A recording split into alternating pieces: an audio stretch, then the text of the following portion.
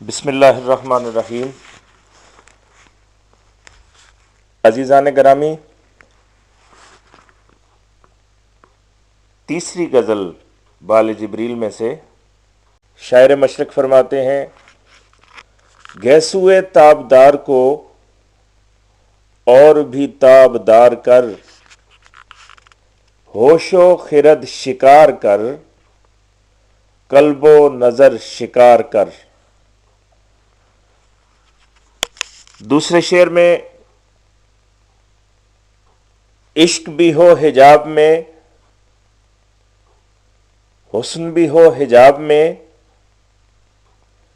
یا تو خود آشکار ہو یا مجھے آشکار کر۔ تو ہے محیط بے کراں، میں ہوں ذرا سی آبجو، یا مجھے ہم کنار کر یا مجھے بے کنار کر۔ میں ہوں صدف تو تیرے ہاتھ میرے گوہر کی آبرو، میں ہوں خزف تو تو مجھے گوہر شاہوار کر۔ نغمہ نو بہار اگر میرے نصیب میں نہ ہو، اس دم نیم سوز کو طائرہ کے بہار کر۔ باغ بہشت سے مجھے حکم سفر دیا تھا کیوں، باغ بہشت سے مجھے حکم سفر دیا تھا کیوں، کار جہاں دراز ہے اب میرا انتظار کر۔ اور مقطع میں فرماتے ہیں: روز حساب جب میرا پیش ہو دفتر عمل، آپ بھی شرمسار ہو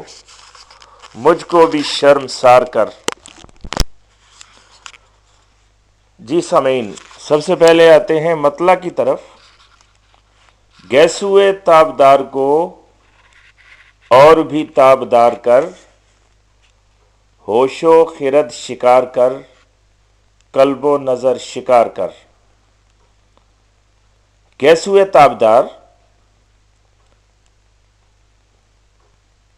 تابدار یا تو اس کا مطلب ہوتا ہے چمکدار، یا پھر بل کھاتے ہوئے۔ گیسو آپ سمجھتے ہیں بال اور زلفیں، اور محبوب کی زلفیں، اور یہ لفظی مطلب ہو گیا اس کا۔ گیسوئے تابدار، چمکتے ہوئے بال، چمکتی ہوئی زلفیں۔ تابدار، اور بھی تابدار کر، اور بھی ان کو چمکا دے۔ ہوش و خرد، خرد عقل، شکار کر،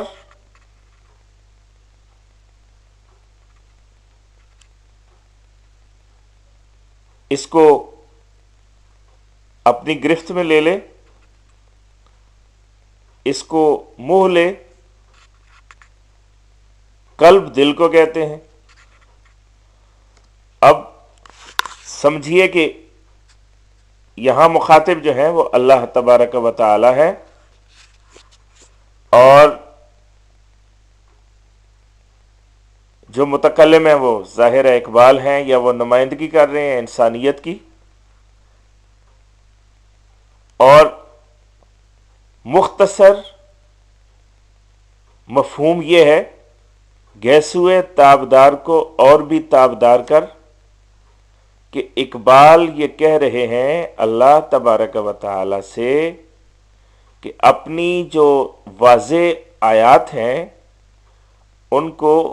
یا الہی واضح تر کر دے۔ ہوش و خرد شکار کر، قلب و نظر شکار کر، تاکہ جو عقل کے فریب ہیں وہ بھی ختم ہو کے رہ جائیں، اور جو دل خواہشات کے ذریعے ہمیں بھٹکاتا ہے اس کا بھی مسئلہ حل ہو جائے۔ اس کی تھوڑی سی تشریح آپ دیکھ لیجئے. قرآن مجید ہمیں یہ بتاتا ہے کہ اس کائنات میں جتنی بھی اشیاء ہیں وہ اللہ تبارک و تعالی کی آیتیں ہیں، اور آیتوں کی جو دوسری قسم ہے وہ تحریری آیتیں ہیں. قرآن مجید میں جو آیات ہیں وہ بھی، اور جو بیرونی آیات ہیں آیات کائنات وہ بھی، ان کی دو اقسام ہیں. ایک کا نام ہے محکمات اور دوسری ہے متشابہات. محکمات وہ آیتیں جن کا مطلب بالکل واضح طور پر ہماری سمجھ میں آ رہا ہے اور آ چکا ہے، اور متشابہات موجودہ دور میں آئندہ ادوار کی بات ہے، اس لیے کچھ ہماری سمجھ میں آ سکتی ہے، کچھ سمجھ میں نہیں آتی. اور چونکہ قرآن مجید ہر دور کے لیے ہے اور یہ کائنات بھی آئندہ تمام ادوار کے لیے ہے، اس لیے کچھ گتھیاں جو ہیں وہ آئندہ ادوار میں سلجھنی ہیں، کچھ جو ایجادات ہیں، انکشافات ہیں اور دریافتیں ہیں وہ آئندہ ادوار میں ہونی ہے. اور آئندہ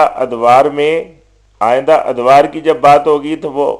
زمانی مجبوریوں کی وجہ سے آئندہ ادوار میں ہی سمجھ میں آئے گی. لیکن علامہ اقبال یہ کہتے ہیں کہ وقت کے ساتھ ساتھ اے اللہ تبارک و تعالی تیری کئی نشانیاں، کئی دلیلیں، کئی آیتیں جو واضح تھیں واضح تر ہو رہی ہیں، اور عقل جو ہے وہ محو حیرت ہے. لیکن خواہش یہ ہے کہ یہ سلسلہ اور زیادہ تیز ہو جائے اور تیری آیتیں تیزی کے ساتھ اتنی زیادہ واضح ترین ہو جائیں کہ ہر شخص اس کو سمجھنے لگے. اور یہ عقل جو فریب دیتی ہے اور انسانوں کو تیری ذات سے ہٹا کے وہ الجھنوں میں ڈال دیتی ہے، اور جو دل کی خواہشات ہیں وہ بھی فریب دیتی ہیں، اور انسان خواہش نفس میں مبتلا ہوتا ہے اور پھر ادھر کا ہی ہو کے رہ جاتا ہے، تاکہ یہ سلسلہ اللہ تبارک و تعالی ختم ہو جائے. اس لیے یہ تیری آیتیں جو ہیں وہ زیادہ واضح ہونی چاہیے. اور یہ دلکشی جب محسوس کر لیا کائنات میں، اللہ نے فرمایا کہ عقل مند جو اولو الالباب ہیں ان کی نشانی یہ ہے الذین یذکرون اللہ قیاما وقعودا وعلی جنوبہم ویتفکرون فی خلق السماوات والارض، کہ ہر اپنے پوز میں کھڑے ہوئے، بیٹھے ہوئے اور لیٹے ہوئے وہ اللہ کو یاد کرتے ہیں، اور اللہ کی جو کائنات میں نشانیاں پھیلی ہوئی ہیں ان پر غور کرتے ہیں. اور اقبال نے بھی غور کیا. اور یہ مطالعہ کائنات اتنا دلچسپ ہے. دو چیزیں آپ دیکھیں، ایک طرف فاتر ہے اس فطرت کو بنانے والا، اور دوسری طرف یہ فطرت ہے، یہ کائنات ہے. تو اب اگر کائنات جو ہے وہ اسی پہ نظر اٹک کے رہ جائے تو انسان جو ہے وہ الجھ جاتا ہے، راستے میں ہی رہ جاتا ہے، منزل پہ نہیں پہنچ سکتا. اور اگر یہ نشانیاں ان کے اندر جو پیغام پوشیدہ ہے ان کو ٹھیک طور پہ پڑھنا شروع کر دے تو پھر یہی فطرت جو ہے وہ رہنمائی کرتی ہے فاتر کی طرف. تو اقبال چونکہ اس کائنات کو پڑھتے ہیں اس لیے اس میں جو لطف آتا ہے وہ یہ چاہتے ہیں کہ یہ لطف بڑھتا ہی چلا جائے اور یہ محبت جو ہے یہ جنون میں بدل جائے. اور یہاں بڑے مطمئن ہیں، جیسے کسی صاحب نے کہا کہ تیرے گیسوؤں کے سائے مجھے اتنے راس آئے، میرے پاس آ نہ پائی کبھی گردش زمانہ. تو یہ محویت اس کو اور زیادہ بڑھانا چاہتے ہیں، اور وہ چاہتے ہیں کہ میں یہیں اب جب گم ہو چکا ہوں تو اسی طرح گم رہوں، اور یہ لذتیں جو اللہ کی معرفت کی مجھے حاصل ہو رہی ہیں یہ اسی طرح حاصل ہوتی رہیں، اور جلوے جو ہیں وہ اور بڑھتے چلے جائیں، اور اللہ کی جو معرفت ہے وہ اور زیادہ ترقی کرتی چلی جائے، اور اللہ کی آیتیں واضح تر ہوتی چلی جائیں. اور یہ لطف جو ہے جو حاصل کرتا ہے یہ کیفیت ہے جس نے دیکھی ہو، جس نے پائی ہو، جس نے سمجھی ہو وہی اس کو سمجھ سکتا ہے، بیان کر سکتا ہے اور اس کا مطلب سمجھ سکتا ہے۔ بڑا مشہور واقعہ ہے، مولانا عبد الرحمن جامی فارسی کے بڑے شاعر، انہوں نے خواب میں نبی اکرم صلی اللہ علیہ وسلم کا دیدار کیا، اور پھر اس کے بعد جب بیدار ہوئے تو ایک نعت لکھی، تو اس میں جو مقطع ہے وہ کہتے ہیں: مشرف گرچہ شد جامی ز لطفش، اے باری تعالی اگرچہ تو نے مجھے فیض یاب کیا اپنے لطف سے، اے اللہ کے رسول اگرچہ آپ نے مہربانی فرمائی، خدا را این کرم بارے دیگر کن، لیکن خدا کے لیے یہ کرم جو ہے یہ ایک دفعہ پھر کریں۔ تو یہ وہی لوگ سمجھ سکتے ہیں جنہوں نے اس مقام کو پایا، اور ہائے کم بخت تو نے پی ہی نہیں۔ اللہ کی کائنات کو سمجھنا، پرکھنا، کھوج لگانا اور اللہ کا عرفان حاصل کرنا، یہ بڑا لذیذ تجربہ ہے، اور اللہ سے دعا کرنی چاہیے کہ اللہ ہمیں اس تجربے سے آشنا کرے، اور اس کے بعد یہ ذوق و شوق کا سلسلہ جو ہے یہ بڑھتا چلا جاتا ہے، اور یہی یہاں پہ ہمیں اس شعر میں نظر آ رہا ہے کہ گیسوئے تابدار کو اور بھی تابدار کر، اے اللہ اپنی جو معرفت ہے اس کو اور زیادہ عیاں کر دے، اور اپنی آیات کو واضح تر کر دے، تاکہ یہ عقل جس چکر میں پھنسانا چاہتی ہے، جس طرح سے ہمیں بے وقوف بنا کے شکار کرنا چاہتی ہے، یہ خود شکار ہو جائے، اور خواہشات جو ہمیں شکار کرنا چاہتی ہیں، قلب و نظر جو ہے یہ خود شکار ہو جائے، تاکہ اس تمام جھنجھٹ سے ہم نکل سکیں اور صرف تیرے ہو جائیں۔ یہ مطلع ہے۔ اس کے بعد دوسرا شعر: عشق بھی ہو حجاب میں، حسن بھی ہو حجاب میں، یا تو خود آشکار ہو یا مجھے آشکار کر۔ اس شعر میں سب سے پہلے وہ مشکل الفاظ جو درپیش ہو سکتے ہیں، نئے طالب علموں کو حجاب کا مطلب پردہ، اور عشق یہاں اشتیاق کی نمائندگی کر رہا ہے، یا تو خود آشکار ہو یا مجھے آشکار کر۔ آشکار کرنا، ظاہر کرنا، سامنے آنا،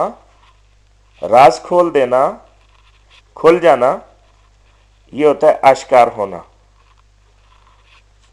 حسن یہاں استعارہ ہے اللہ تبارک و تعالی کے لیے، اور عشق جو ہے وہ اقبال کا اشتیاق ہے، یا انسانیت جو ہے وہ جو اللہ کو جاننے والے ہیں، عرفان ذات کے لیے جو تگ و دو کر رہے ہیں، جو سالک راہ ہیں۔ اب اللہ تبارک و تعالی کے بارے میں ہمیں جو ہدایات ملی ہیں وہ یہ ہے کہ تفکروا فی آلاء اللہ ولا تتفکروا فی ذات اللہ، کہ اللہ کی جو علامات ہیں، نشانیاں ہیں، قدرتیں ہیں، ان پر تو غور کرو، لیکن اللہ تبارک و تعالی کی ذات کے بارے میں غور نہ کرنا۔ تو یہ ایک پردہ پڑ گیا اس ذات کے اوپر جس کی قدرتیں ہر طرف نمایاں ہیں، اور ہر چیز مظہر ہے اس کی شان کی، جس کو ارشاد فرمائے اینما تولوا فثم وجہ اللہ، تم جس طرف بھی منہ کرو تمہیں اسی کا چہرہ یعنی اس کی پہچان نظر آئے گی۔ لیکن یہ حقیقت ہے کہ اپنی تمام قدرتوں، اپنی تمام آیتوں کے ظاہر ہونے کے باوجود وہ ذات جو ہے وہ پوشیدہ ہے۔ اب ایک طرف حسن پوشیدہ ہے، راز میں ہے، اور دوسری طرف حکم ہوا ہے کہ عشق بھی راز میں رہے، نہ تو وہ ذات خود ظاہر ہو رہی ہے اور نہ اہل عرفان کو یہ اجازت دی جا رہی ہے کہ اس کو ظاہر کریں. تو بڑے تعجب کی بات لگتی ہے اقبال کو. وہ پوچھتے ہیں کہ عشق بھی ہو حجاب میں، حسن بھی ہو حجاب میں، تو یہ بڑی عجیب بات نہیں ہے کیا؟ اب وہ ایک مقام پہ ہیں جہاں پہ وہ اللہ تبارک و تعالی کی معرفت کا دعویٰ رکھتے ہیں، اور وہ سمجھتے ہیں کہ جن کو نہیں سمجھ میں آ رہا اللہ کا موجود ہونا، میں ان کو سمجھا سکتا ہوں. جیسے انہوں نے کہا نقشے کے بارے میں کہ اگر ہوتا وہ مجذوب فرنگی اس زمانے میں تو اقبال اس کو بتلاتا کہ شان کبریا کیا ہے. تو یہاں لیکن چونکہ وہ راز ظاہر کرنے سے منع کیا گیا، تو جب عاشق ہم راز ہو گئے تو بقول شاعر اور بے آواز ہو کر رہ گئے، ہم تیرے ہمراز ہو کر رہ گئے. اب اقبال کہتے ہیں کہ یہ ہونا یہ چاہیے کہ اجازت ملنی چاہیے، یا تو حسن اور ایسا حسن کہ زمانے میں جو بے پردہ جمال یار ہو جائے، زمانہ جان دینے کے لیے تیار ہو جائے، یا تو وہ خود حجاب سے باہر آ جائے، ظاہر ہو جائے، یا پھر ہمیں اجازت، ہم جیسے عارفان الہی کو اجازت ملنی چاہیے کہ ہم کچھ عرض کر سکیں. تو یا تو خود آشکار ہو یا مجھے آشکار کر، اے اللہ یا تو خود ظاہر ہو جا یا پھر ہمیں اجازت دے کہ ہم اظہار عرفان جو ہے وہ کر سکیں. تو حسن جو ہے وہ بھی راز ہے، اور عشق جو ہے یہ بھی راز ہے. یا تو راز حسن ظاہر ہونا چاہیے اور اس کی اجازت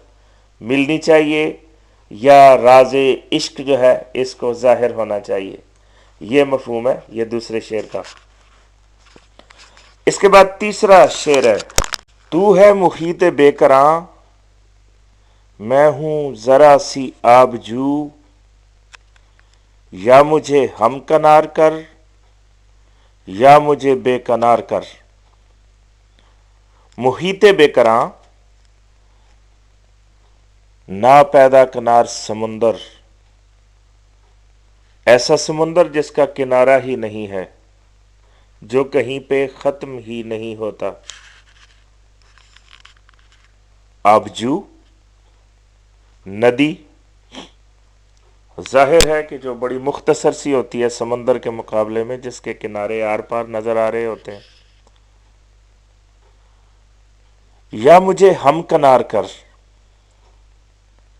ہم کنار ہونا، مل جانا، یکجا ہو جانا، اکٹھا ہو جانا،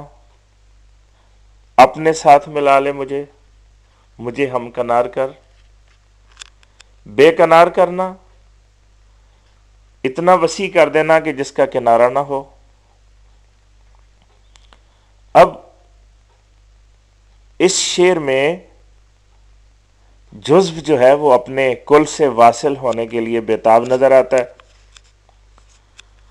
اور اقبال ایک دفعہ پھر اللہ تبارک و تعالی سے مخاطب ہیں، اور ایک طرف اللہ کی ہستی پر غور کرتے ہیں اور ایک طرف اپنی ذات کی طرف نگاہ ڈالتے ہیں. تو جب ادھر دیکھتے ہیں تو وسعتیں ہی وسعتیں نظر آتی ہیں، اور اس کے بعد جب خود کو دیکھتے ہیں تو اپنی بے مائگی یا کم مائگی کا احساس ہوتا ہے کہ وہ ہستی جس نے یہ ارشاد فرمایا اذا نفخت فیہ من روحی، کہ جب میں اپنی روح میں سے اس میں پھونک دوں تو جدھر سے ہم آئے ہیں وہ ذات کتنی وسیع ہے، اور ہم جو ذرہ ناچیز ہیں، تو اس مقام پہ احساس محرومی پیدا ہوتا ہے. اور اس سے نکلنے کے لیے اب دو راستے ہیں. یا تو یہ کہ وصال ہو جائے اور بندہ اللہ سے واصل ہو جائے اور قطرہ سمندر میں مل جائے، تو یا پھر یہ قطرہ جو ہے یہ خود بحر نا پیدا کنار بن جائے. تو فرماتے ہیں تو ہے محیط بے کراں، اے اللہ تو ایسا سمندر ہے جس کا کوئی بھی کنارہ نہیں، اور میں ہوں ذرا سی آبجو، اس کے مقابلے میں ایک چھوٹی سی ندی کی شکل میں وقت کے دھارے پر بہ رہا ہوں. یا مجھے ہمکنار کر. ہمکنار کیسے میں ہو سکتا ہوں؟ شعور عرفان الہی ملنے کے ساتھ. یا تو مجھے شعور ذات عطا فرما، یا مجھے بے کنار کر، یا مجھے شعور خودی عطا فرما کہ میں اپنے آپ کو پہچان لوں تو پھر میں بے کنار ہو سکتا ہوں، یا پھر مجھے اپنے ساتھ واصل کر لے تو پھر میں ناپیدا کنار ہو سکتا ہوں. تو میں الہی بے وقت اور بے مایا نہیں رہنا چاہتا، تو مجھے باوقت بنا دے، یہ اقبال کہہ رہے ہیں. اور جزو جو ہے وہ کل سے ملنا چاہتا ہے، تو اس میں اللہ تبارک و تعالیٰ سے جو کچھ مانگا گیا ہے وہ بہت کچھ ہے، اور بڑی وسعتیں اللہ تبارک و تعالیٰ سے مانگی ہوئی ہیں کہ محدودیت جو ہے، لمیٹیشن، اس سے نکلنے کے لیے ایک درخواست ہے، اور وسعتیں اللہ تبارک و تعالیٰ سے طلب کی ہیں. چوتھا شعر ہے: میں ہوں صدف تو تیرے ہاتھ میرے گوہر کی آبرو، میں ہوں صدف تو تیرے ہاتھ میرے گوہر کی آبرو، میں ہوں خزف تو تو مجھے گوہر شاہوار کر. الفاظ دیکھیے: صدف، سیپی، سیپ جس میں سے بڑے قیمتی موتی نکلتے ہیں، اور گوہر وہ موتی ہے جو سیپ میں سے نکلا ہے، اور آبرو عزت، خزف کنکر یا ٹکڑا پتھر کا یا ٹھیکری، کسی برتن کا چھوٹا سا ٹوٹا ہوا ٹکڑا. گوہر شاہوار، با عزت موتی کہ جس کی عزت جو ہے، جس کا مقام بادشاہ بھی سمجھتے ہوں. یہ الفاظ ہیں. کہتے ہیں میں ہوں صدف تو تیرے ہاتھ میرے گوہر کی آبرو. اگر میں ایک قیمتی انسان ہوں تو میری عزت جو ہے وہ تیرے ہاتھ میں ہے، اور میرے مرتبے کا جو احترام ہے وہ تجھی نے مجھے عطا کرنا ہے. میں ہوں خزف تو تو مجھے گوہر شاہوار کر. اور اگر میں حقیر اور ناچیز پتھر ہوں، کنکر ہوں، تو پھر بھی میری عزت تو نے ہی بنانی ہے، اور تو ہی مجھے ایسے موتی میں بدل سکتا ہے کہ جو ایک باعزت مقام پائے.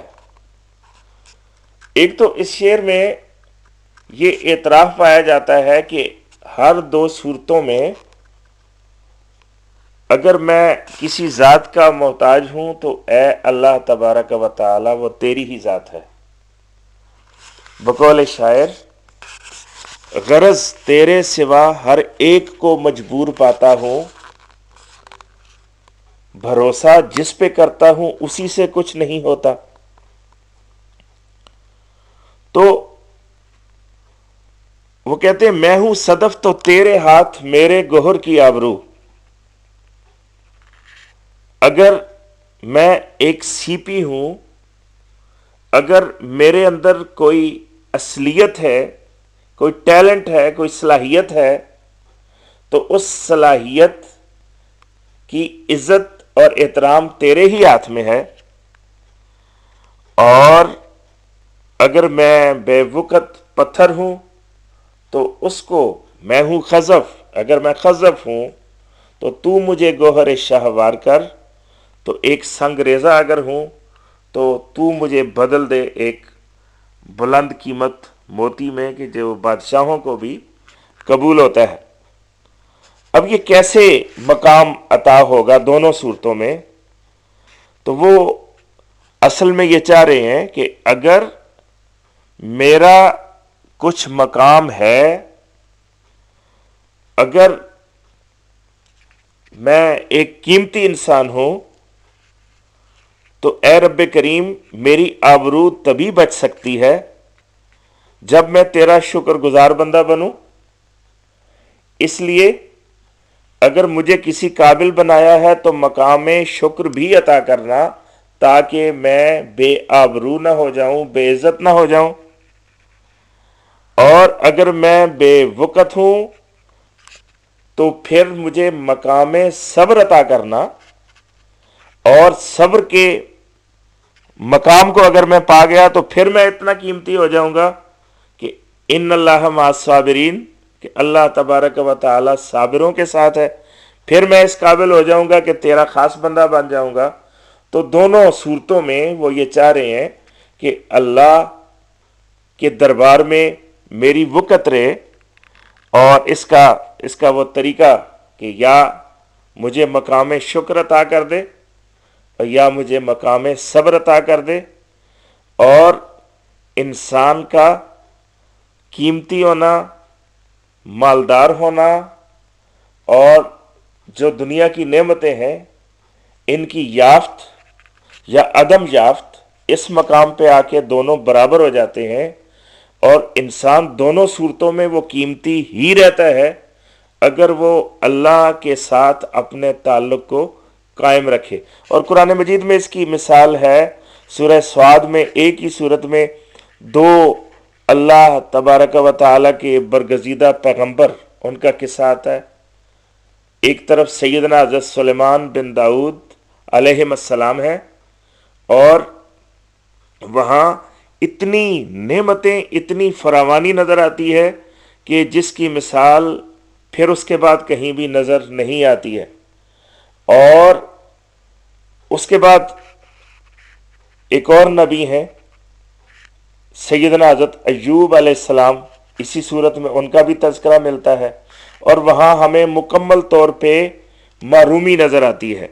کہ ایک طرف دے کے آزمایا جا رہا ہے، ایک طرف لے کے آزمایا جا رہا ہے، لیکن اللہ کا تبصرہ دونوں جو نبی ہیں ان کے بارے میں ایک ہی ہے۔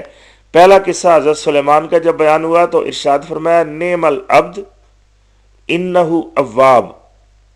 بڑے پیارے بندے تھے، بار بار اللہ ہی کی طرف رجوع کرتے تھے۔ اور حضرت ایوب کا قصہ بیان ہوا تو وہاں پہ معرومیاں نظر آتی ہیں، لیکن ان کے بارے میں بھی ارشاد فرمایا نعم العبد انہ اواب، کیا خوب بندے تھے، وہ بار بار اللہ کی طرف رجوع کرنے والے تھے۔ تو انسان جس بھی حال میں ہو، اس کو قیمتی ہونے کے لیے اللہ سے تعلق قائم رکھنا چاہیے۔ اگر مقام شکر ہے تو شکر بجا لانا چاہیے، اور اگر مقام صبر ہے تو صبر کے ساتھ جڑا رہنا چاہیے، اور اسی طرح سے ہی انسان کی آبرو بچ سکتی ہے اور وہ قیمتی ہو سکتا ہے۔ پانچواں شعر ہے نغمہ نو بہار اگر، نغمہ نو بہار اگر میرے نصیب میں نہ ہو، اس دم نیم سوز کو طائرک بہار کر۔ اور الفاظ دیکھیے، نو بہار، تازہ بہار، نئی بہار، اور اس سے مراد یہ ہے کہ ملت اسلامیہ کے اندر ایک نیا انقلاب، دم نیم سوز، ایک فریاد جو ابھی پوری طرح جو ہے تیار نہیں ہوئی ہے، پری میچور میسج، اور نیم سوز اس لیے کہ زمانہ ابھی ارتقاء کی اس منزل پہ نہیں پہنچا کہ میری بات کو سمجھ سکے، اور اس لیے یہ نالہ خام لگتا ہے۔ اور طائر کے بہار، ایک چھوٹا سا پرندہ جو بہار سے پہلے آ کے بہار کی آمد کا اعلان کرتا ہے کہ موسم آنے والا ہے بہار کا۔ طائرک، اس میں تسخیر ہے، یہ جس طرح کے ڈھول اور ڈھولک، ڈھولک کا مطلب ہے چھوٹا ڈھول، تو طائرک کا مطلب ہے چھوٹا پرندہ۔ تو یہاں پہ جذبہ تعمیر جو ہے وہ بہت زیادہ نظر آ رہا ہے۔ اقبال اپنے پیغام کے ذریعے ایک بہار کی بنیاد رکھ رہے ہیں، اور جہاں بھی جذبہ تعمیر ہوتا ہے وہاں ایثار کی فراوانی ہونی چاہیے، اور ہوتی ہے۔ جیسا کہ کسی نے کہا، ڈوبتے ڈوبتے کشتی کو اچھالا دے دوں، میں نہیں کوئی تو ساحل پہ اتر جائے گا، خبر نہیں کتنی اینٹیں گمنام ہو کر دفن ہوتی ہیں، تو پھر ایک بنیاد تیار ہوتی ہے۔ اور یہاں پہ اقبال کو نظر آ رہا ہے کہ ممکن ہے کہ جس انقلاب کا خواب دیکھ رہا ہوں وہ میری زندگی میں شاید ممکن نہ ہو، اور اس موقع پہ اللہ تبارک و تعالی سے وہ دعا مانگتے ہیں، اور مختصر پیغام یہ ہے، التجا یہ ہے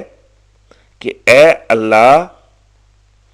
اگر میرے لیے اس انقلاب کا، اس مطلوبہ بہار کا، اس نئی بہار کا تماشائی بننا اگر ممکن نہیں، اگر میں نے اس سے پہلے ہی چلے جانا ہے، تو مجھے بہار کی نوید بنا دے، میرے پیغام کو اس پرندے کی طرح جو اعلان کر رہا ہوتا ہے کہ بہار آنے والی ہے۔ تو یہ دم نیم سوز، یہ جو پیغام اقبال ہے، یہ جو کلام اقبال ہے، یہ جو فلسفہ اقبال ہے، اس کو اس نئی بہار اور نئے انقلاب کی خوشخبری بنا دے، نوید بنا دے۔ تو یہ کہ اگرچہ میں دیکھنے کے قابل نہیں ہوں، لیکن لوگ تو دیکھیں اس کو، اور جو میرے زمانے میں نہیں ہو سکا وہ اس کے بعد عنقریب ہو جائے۔ تو یہ انقلاب اور بہار کو جلد مانگ رہے ہیں، اور اس کے لیے دعائیں مانگ رہے ہیں کہ یا میرے زمانے میں آئے، اور اگر یہ ممکن نہیں تو پھر اس کے فوراً بعد آئے۔ یہ بہار دل تو چاہتا ہے کہ میری زندگی میں آئے، اور بہار میں میں پھر بہار کا نغمہ گاؤں، لیکن اگر ایسا ممکن نہیں ہے تو پھر یہ پیغام اقبال جو ہے، یہ کلام اقبال جو ہے، یہ بن جائے نغمہ، وہ نغمہ کہ جو اعلان ہوتا ہے چھوٹے سے پرندے کی طرف کہ بھائی بہار آنے والی ہے۔ تو یہ ایک خوشخبری اور نوید بن جائے، اور اس کے پھر فوراً ہی بعد بہار آ جائے، اور یہ خون 100,000 انجم سے ہوتی ہے سحر پیدا، بڑی قربانیاں دینی پڑتی ہیں، اور ہمیں اللہ توفیق عطا فرمائے کہ وہ قربانیاں ہم دے سکیں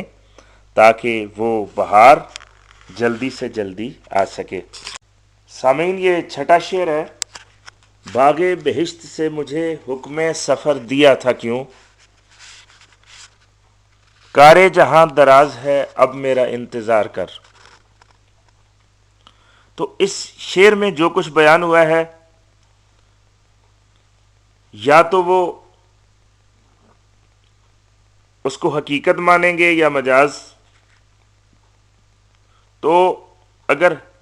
حقیقت مان کر ہم اس کی تشریح کریں تو کچھ اور مطلب بنے گا، اور اگر اس کو مجاز سمجھیں اور پھر اس کی تعویل اور طرح سے ہوگی۔ اگر یہ بیان حقیقت پر مبنی ہے، یعنی اقبال اللہ تبارک و تعالی سے مخاطب ہے، تو پھر ایک تلمیح یہاں پہ بیان ہو گئی کہ سیدنا حضرت آدم علیہ السلام کو جس طرح سے جنت سے نکلنا پڑا،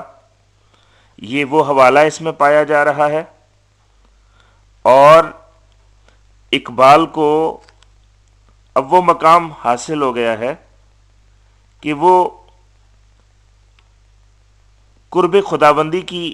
افادیت جو ہے اس کو پہچان چکے ہیں اور اس کے مزے کو چکھ چکے ہیں۔ اب وہ چاہتے ہیں کہ یہ مزہ جو ہے یہ پھر سے ہمیں ملے۔ یہاں پہ ان کو بڑا افسوس ہو رہا ہے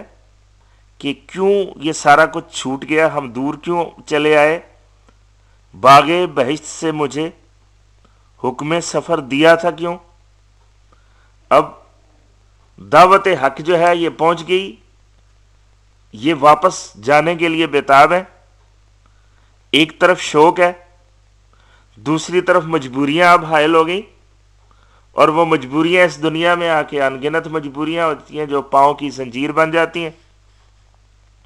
ایک طرف اقبال مجبوریاں کی طرف دیکھتے ہیں، ایک طرف اپنے شوق فراواں کی طرف دیکھتے ہیں، تو پھر وہ مجبور ہو کے کہتے ہیں کہ کار جہاں دراز ہے اب میرا انتظار کر۔ دنیا میں مصروفیات، میری مجبوریاں، میری الجھنیں، میری ذمہ داریاں، میرے فرائض بے انتہا ہیں، بہت لمبا سلسلہ ہے، تو اب یہ میری موت پہ جا کے ہی یہ نتیجہ نکلے گا، تو واپسی کا سفر شروع ہوگا۔ تو یہ باغ بہشت سے مجھے حکم سفر دیا تھا کیوں، اس کو ہم گلہ بھی کہہ سکتے ہیں کہ اگر اے کاش ایسا نہ ہوتا تو کتنا مزہ ہوتا۔ اور کار جہاں دراز ہے اب میرا انتظار کر، اب تھوڑا سا جو ہے یہ زندگی کے جو سلسلے ہیں ان کو میں سمیٹ کر واپسی کا سفر شروع کروں گا۔ یہ تو حقیقت پر مبنی بیان کو لیں، تو پھر اگر مجاز کی طرف آئیں تو پھر ایک محبوب مجازی ہے، اور اس نے عاشق کو اپنی محفل سے نکال دیا ہے، اور جو محبوب کی محفل ہے وہ باغ بہشت ہوتی ہے عاشق کے لیے، اور اس کے پھر عرصہ دراز کے بعد جیسا کہ عموماً ہوتا ہے، کبھی بھولی ہوئی منزل بھی یاد آتی ہے راہی کو، تو پھر محبوب کو خود جو ہے وہ ضرورت پڑ جاتی ہے۔ اس کو یاد آتا ہے کہ ایک عاشق بھی تھا،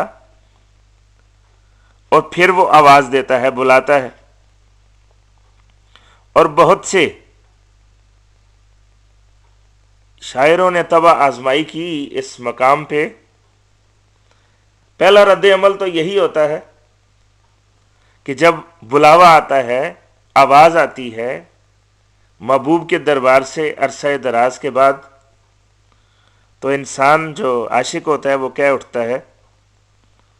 کہ تم اور غم زمانہ، اچھا یہ شاخسانہ، پہنچا حضور پہنچا، آیا حضور آیا۔ لیکن جب وہ جانا چاہتا ہے تو پھر اچانک اس پر یہ حقیقت کھلتی ہے کہ نہیں نہیں نہیں، عرصہ دراز بیت گیا، نیا زمانہ، نئے لوگ، نئے رشتے، میں تو اب ایک ناپیدا کنار سلسلہ ہے الجھنوں کا جس میں پھنس چکا ہوں، اور اس سے نکلنا محال ہے، ہر طرف مجبوریاں ہی مجبوریاں ہیں۔ تو پھر وہ یہ جو ہے جتاتا ہے محبوب کو کہ یہ سارا جو اب مزاحم ہو رہا ہے سلسلہ میری واپسی میں، یہ تیری وجہ سے ہوا، اسی باعث تو قتل عاشقاں سے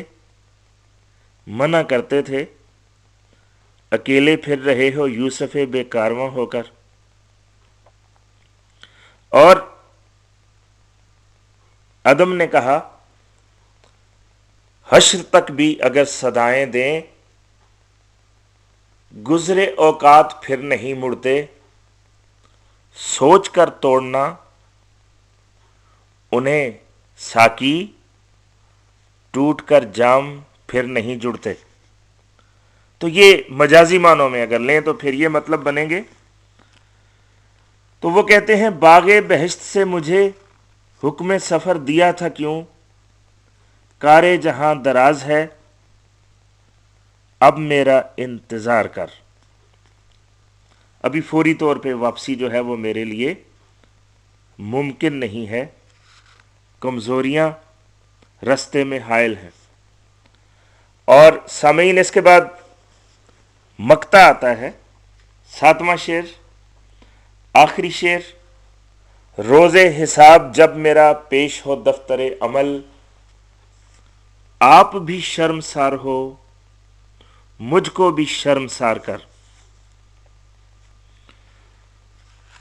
سورہ واقعہ میں اللہ تبارک و تعالی نے بیان فرمایا کہ قیامت کے دن انسانوں کے 3 گروہ ہو جائیں گے، اصحاب الیمین، اصحاب الشمال اور سابقون۔ اصحاب الیمین وہ ہیں کہ جن کا نامہ اعمال ان کے دائیں ہاتھ میں دیا جائے گا، اور دائیں ہاتھ میں ملنا اس بات کی علامت ہوگی کہ وہ کامیاب و کامران ہیں، وہ پاس ہیں، اور وہ لے کے بھاگ جائیں گے اپنے ساتھیوں میں، ہاؤ مکرو کتابیہ، کہ آؤ میرا اعمال نامہ پڑھو۔ اور کچھ وہ لوگ ہوں گے جن کو نامہ اعمال بائیں ہاتھ میں دیا جائے گا، تو بائیں ہاتھ میں ملنے لگے گا تو اضطراری طور پر وہ ایک دم سے گھبرا کے ہاتھ پیچھے کریں گے، تو اس لیے ان کو پیچھے ہی پکڑایا جائے گا نامہ اعمال۔ اب یہ نامہ اعمال بائیں ہاتھ میں ملنا اصحاب المشأمہ، پیچھے جن کو ملے گا نامہ اعمال، اور یہ اس بات کی علامت ہوگی کہ اب ایک ایک بات جو ہے اس کا جواب دہ ان کو ہونا پڑے گا، اور بالآخر ناکامی اور نامرادی جو ہے ان کی قسمت میں لکھ دی گئی ہے۔ اور اس مقام پہ پھر ایک تیسرا طبقہ ہمیں ملتا ہے، والسابقون، کہ دنیا میں کچھ ایسے لوگ تھے کہ حق کی پہلی آواز پر لبیک کہتے تھے، ہمیشہ وہ پائنیئر، ہراول دستہ بنتے تھے، اور جب بھی سچ نے پکارا تو وہ دوڑ کے سب سے پہلے پہنچے۔ تو ایسے لوگ جو ہیں قیامت کے دن اللہ تبارک و تعالی نے ہمیں بتایا ہے کہ سابقون السابقون، کہ وہ سابقون جو ہیں وہ تو پہلے ہی سبقت لے جا چکے ہوں گے۔ جب یہ اعمال نامے تقسیم ہوں گے، دائیں اور بائیں ہاتھ میں، تو وہ پہلے ہی جنت میں جا چکے ہوں گے۔ تو اس مقام پہ اقبال کا بھی یہ جی چاہتا ہے کہ وہ یہ مزہ لے بغیر حساب کے جنت میں جانے کا، اور وہ اللہ تبارک و تعالیٰ کو قائل کر رہے ہیں، اور وہ کہتے ہیں کہ اگر قیامت کے دن میرا نامہ اعمال اے اللہ تبارک و تعالیٰ تیرے دربار میں پیش ہوگا تو پھر تو بڑی محرومیاں ہیں، اس لیے کہ اس میں تو شرمندگی ہی شرمندگی ہے، اور پھر اگر یہ کھل گیا تو یہ تو بہت خطرناک قسم کی پٹاری ہے، اور پھر اس کا نتیجہ یہ نکلے گا کہ جیسا کہ وہ ایک روایت میں بیان کیا جاتا ہے، اور شیخ سعدی نے گلستان میں جس کو بیان کیا، کہ جب بندہ گناہ کرتا ہے تو اللہ تبارک و تعالیٰ کو شرم آتی ہے، اور اس کو وہ شعر میں بیان کرتے ہیں، کرم بین و لطف خداوندگار، گناہ بندہ کردست تو او شرمسار۔ اللہ تبارک و تعالیٰ کی شان دیکھیے کہ گناہ بندہ کرتا ہے اور شرم اللہ تبارک و تعالیٰ کو آتی ہے۔ تو اس روایت کا یہاں سہارا ہے، اور اقبال اللہ کو قائل کرتے ہوئے یہ کہہ رہے ہیں کہ اگر میرا نامہ اعمال کھول دیا گیا تو مجھے بھی شرم آئے گی، تجھے بھی شرم آئے گی، اس لیے اے اللہ یہ مہربانی فرما کہ اس کو بند ہی رہنے دے اور مجھے بغیر حساب کے جنت میں داخل کر دے۔ تو یہ خواہش جو ہے اس کو اس مقطع میں بیان کیا گیا کہ روز حساب جب میرا پیش ہو دفتر عمل، آپ بھی شرمسار ہو مجھ کو بھی شرمسار کر۔ دفتر عمل، نوشتہ اعمال، وہ نامہ عمل کہ جو لکھا جا رہا ہے، اور وہ کتاب کہ جس میں ہماری زندگی کا ایک ایک لمحہ اور ایک ایک ہمارا قدم اس پر ثبت ہو رہا ہے، اور جس کے لیے ہمیں جواب دہ ہونا پڑے گا، جس کے بارے میں ارشاد فرمایا، من یعمل مثقال ذرۃ خیرا یرا ومن یعمل مثقال ذرۃ شرا یرا، کہ جس نے ایک ذرے کے برابر نیکی کی ہوگی وہ اس کو دیکھ لے گا، اور ایک ذرے کے برابر جس نے برائی کی ہوگی وہ اس کو پا لے گا۔ تو اس موقع پہ ہمیں بھی اقبال کا ہم نوا بن کے دعا مانگنی چاہیے کہ اللہ خاص کرم کر دے، اور وہ چونکہ ستار بھی ہے، عیبوں کو ڈھانپنے والا، اور ہمارے عیوب جو ہیں ان کو وہ ڈھانپ لے، اور اللہ تبارک و تعالی ہمیں بغیر حساب کے جنت میں داخل کر دے۔